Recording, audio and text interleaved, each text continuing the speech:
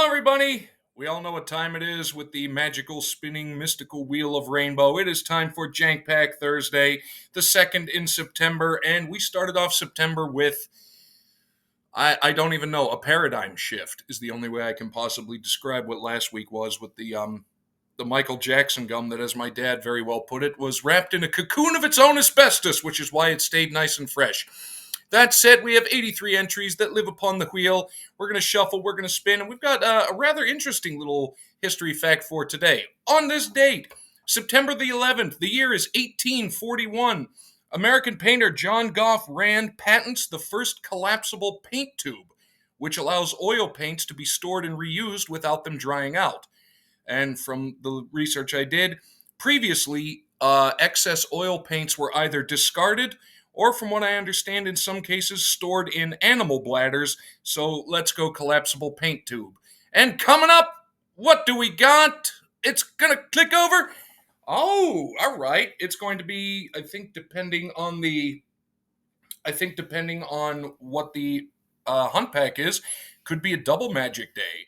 It is a pack of Dollarama magic cards coming from Dan at, what's his channel now? The Herd and Dan's Comic Corner. This is going to be a good one, so let's have some fun with some artwork. And here we are at the table. The Boxo Jank, which is still somehow relatively in one piece, I guess, by the closest definition of it. We are going hunting for one of the Dollarama packs of magic cards that came from... Oh, hang on. See, good thing I did that. There are some things that I have to,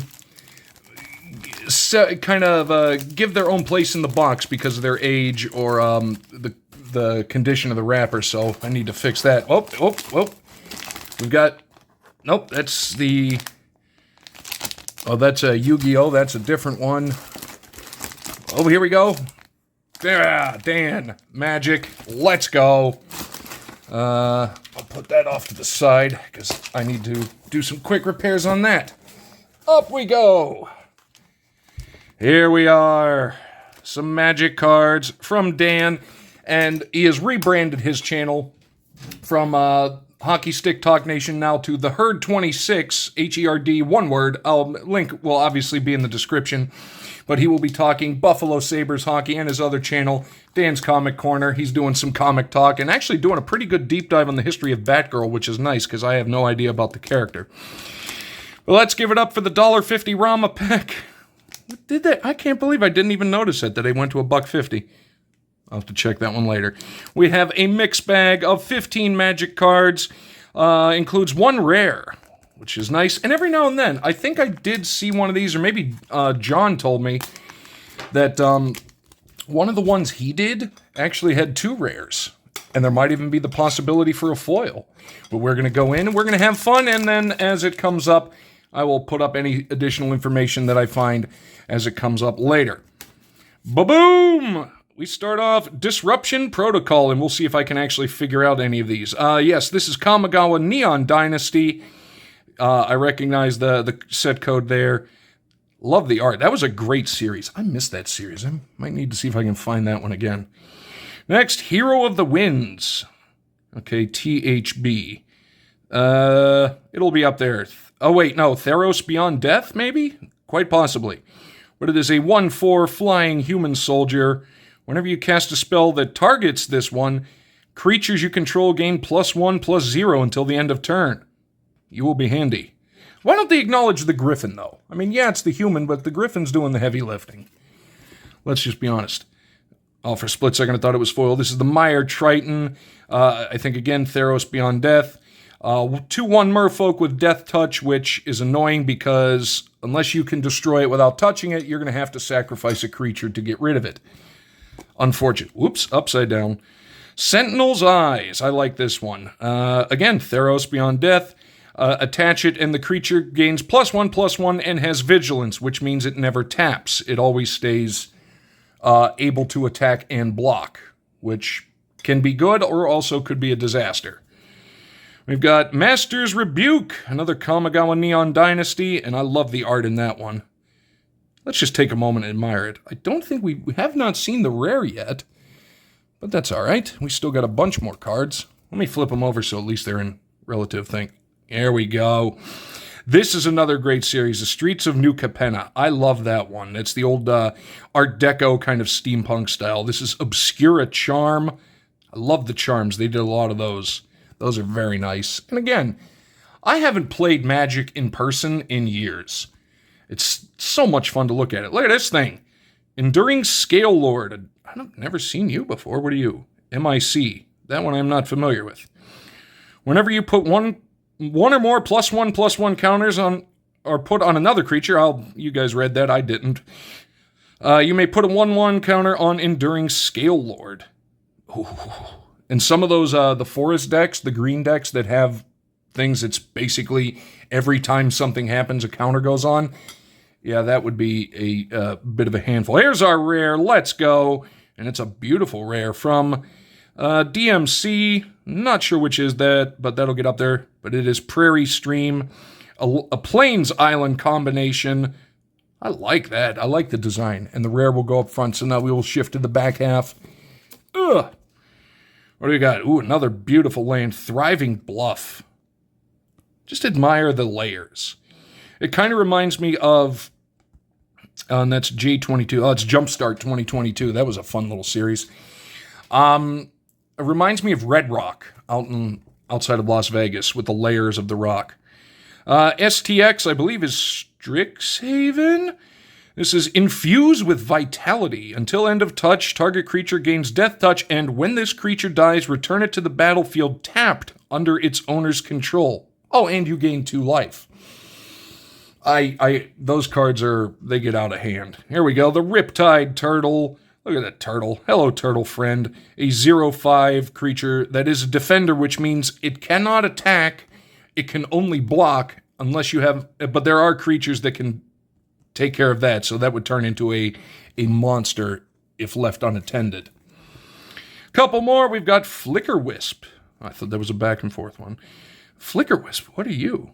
CMR, not sure what that is, but that'll be up there. It's an elemental creature. It looks like a combination of a bird, an owl, and horror.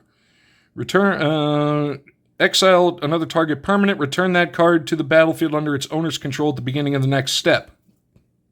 Those, yeah, if you play them right, are very, very good. I like this guy.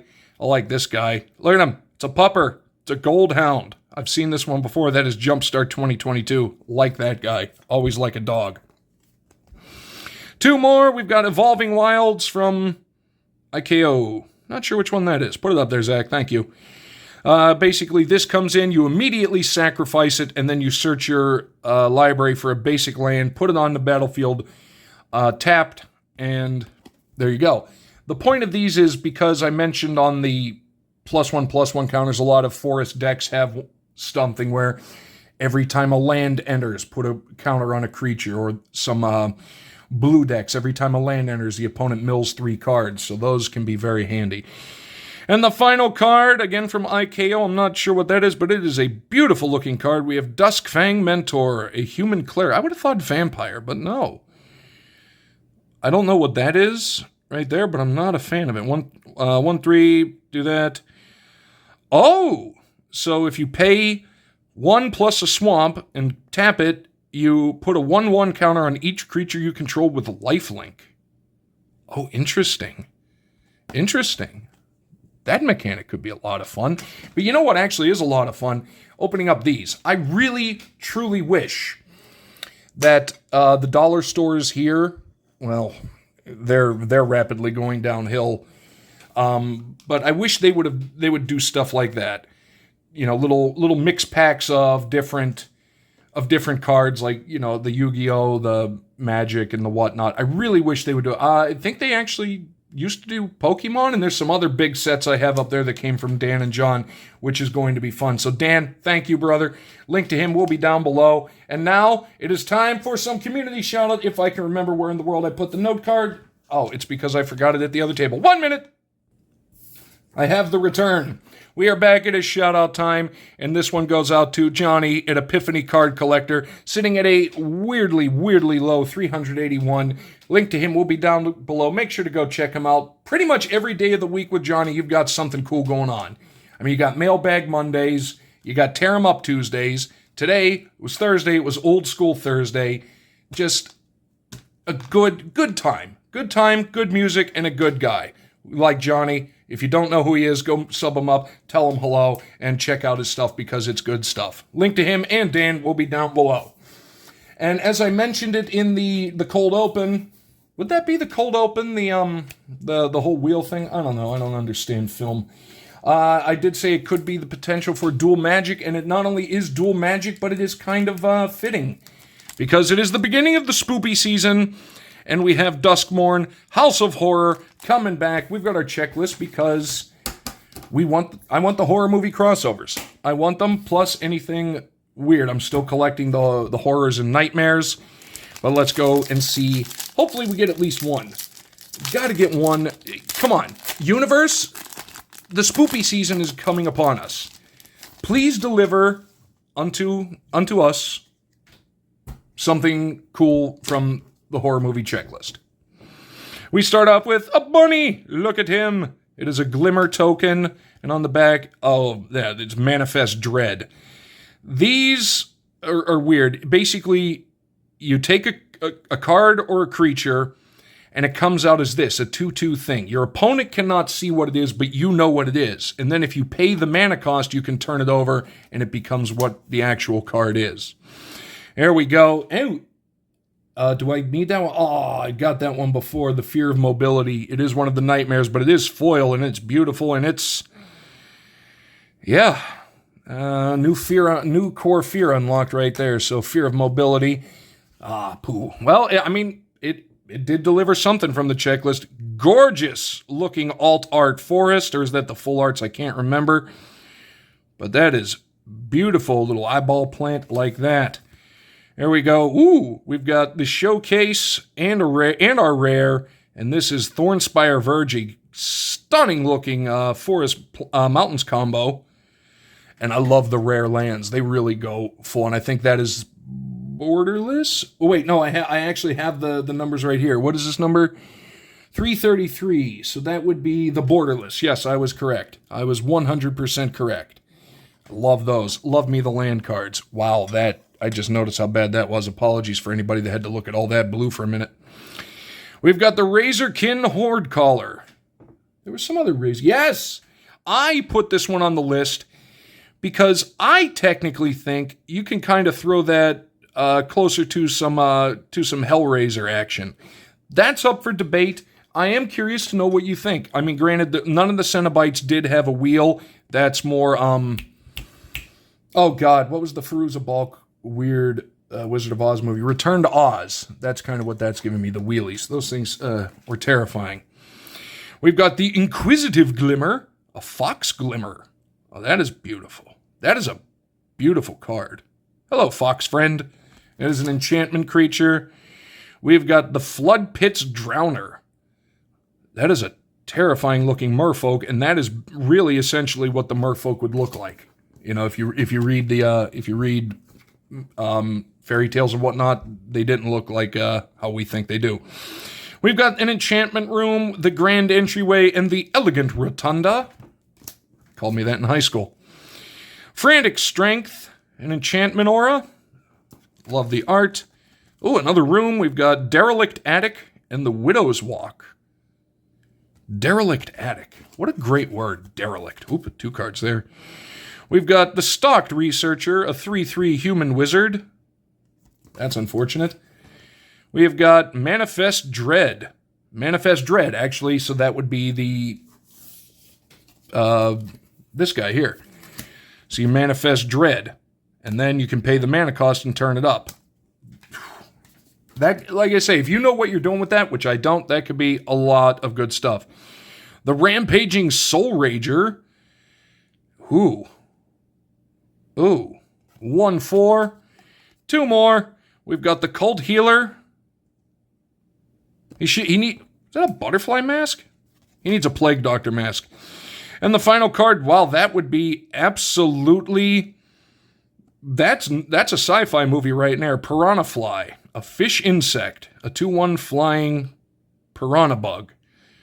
That would be frightening. Pause a minute. Let me see if we got anything we needed, and we will go from there. Okay, we are back. Unfortunately, the only one that I had on the list was this one right here, the Razorkin Horde Caller. So please, like I say, for the horror movie fans, let me know. Would you classify that Hellraiser?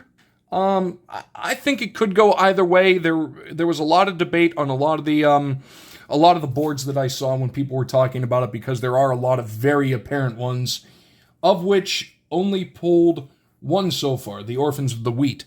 But this is good stuff, and like I say, perfectly timed for the spooky season. So that is going to do it for Jank Pack Thursday. It's been a magical day, and on that, I'll see myself out. Big thank you to Dan for the pack there. Link to him down below. Shout out to Johnny, Epiphany Card Collector. Once again, link to him will be down below. Thank you guys over there. Thank you to anybody taking the time to watch it on the rewind. Have a great rest of your week. We will see you next time.